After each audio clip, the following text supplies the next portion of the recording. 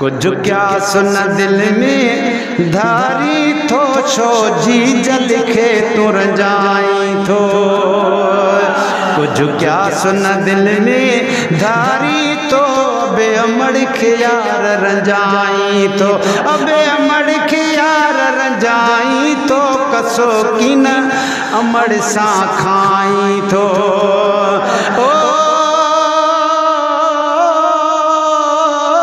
अबे अमड़ के यार रंजाई तो कसो की न अबे सा खाई तो। कुछ क्या सुन दिल में धारी तो छो जी लिखे तुर जाई तो। है जद जाए त केॾियूं खुशियों कयई वॾे शान सां तो लाइ छठियूं कयई। ओ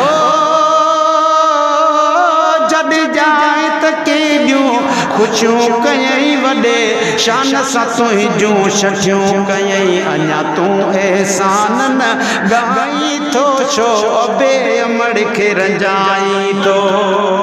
कुछ क्या सुन दिल में धारी तो छो जी लिखे तुर जाई तो।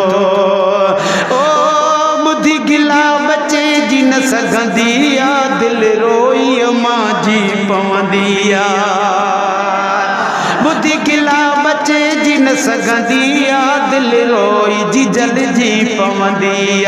अञा अम्मा सां खार तूं खाई तो छो जी लिखे तुर जाई तो। कुछ क्या सुन दिल में धारी तो छो अमड़ खे तुर जाई तो।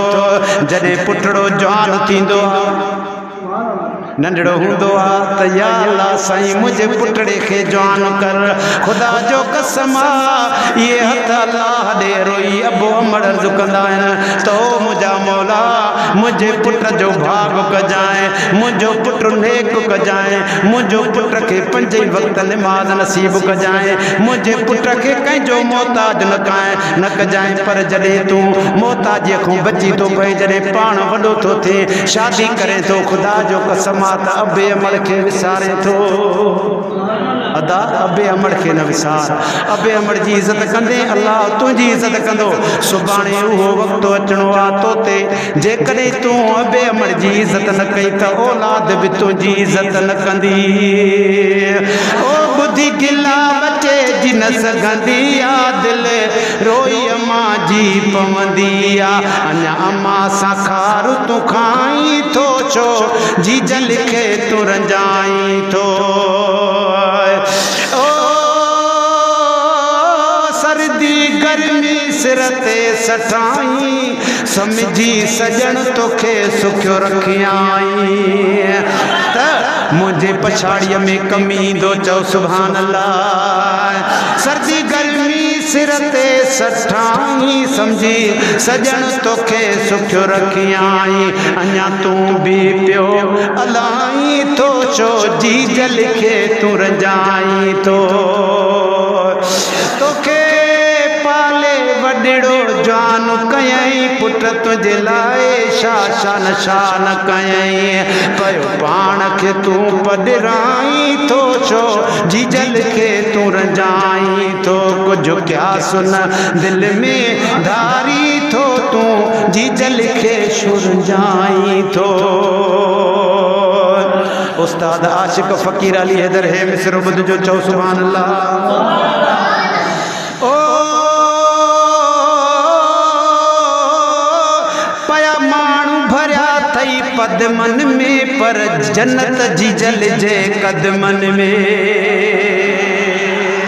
किसी को